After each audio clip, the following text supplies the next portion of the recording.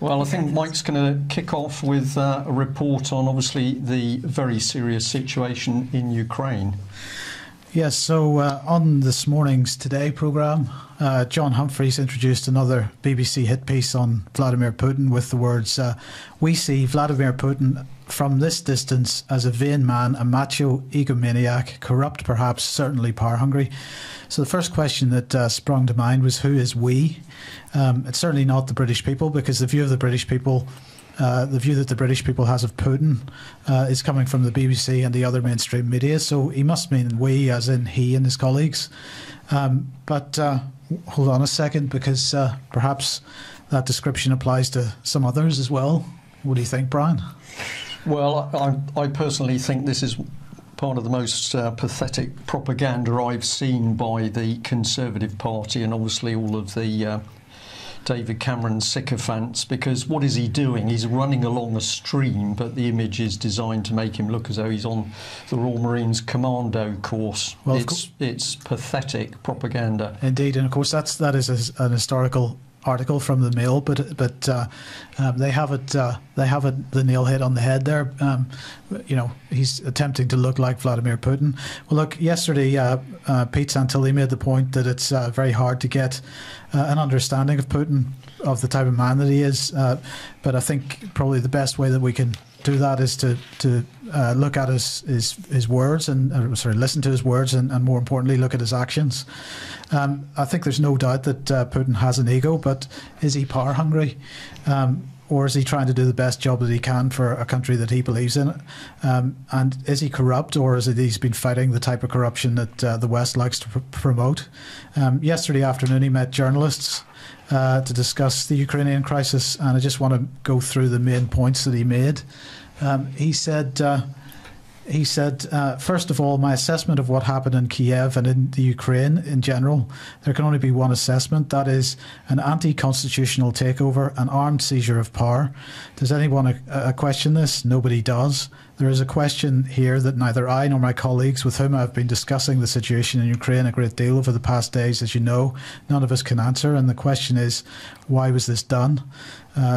I like to draw your attention to the fact that President Yanukovych, through the mediation of foreign ministers of 3 European countries, Poland, Germany and France, and in the presence of my representative, signed an agreement with the opposition on the 21st of February. I would like to stress that under that agreement, Mr. Yanukovych actually handed over power. He agreed to all the opposition's demands. He agreed to early parliamentary elections, to early presidential elections, and to return to the 2004 constitution, as demanded by the opposition. He gave a positive response to our request, the request of Western countries, and first of all of the opposition, not to use force. He did not issue a single illegal order to shoot at demonstrators. Moreover, he issued orders to withdraw all police forces from the capital, and they complied. He went to Kharkov to attend an event, and as soon as he left, instead of releasing the occupied administrative buildings, they immediately occupied the president's residence and the government building, and all that instead of acting on the agreement. So I asked myself, what was the purpose of all this? I want to understand why this was done. He had in fact given up his power already, and as I believe, as I told him, he had no chance of being re-elected.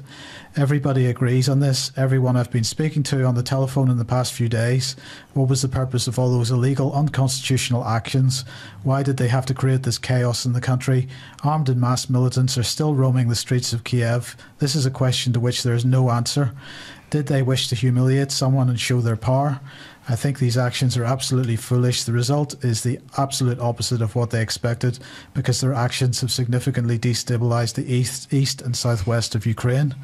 In my opinion, this revolutionary situation has been brewing for a long time, since the first days of Ukraine's independence.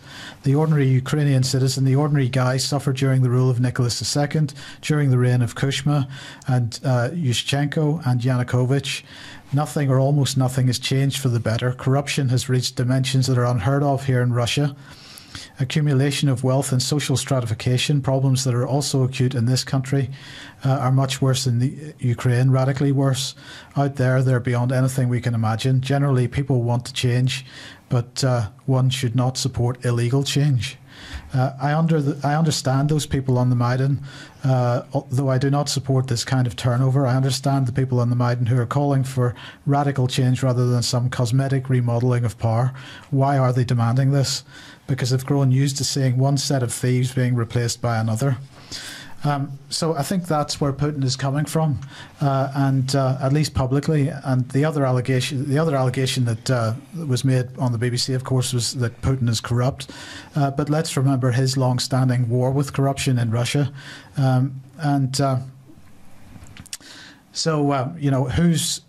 who's right behind this new so-called government we have in Ukraine?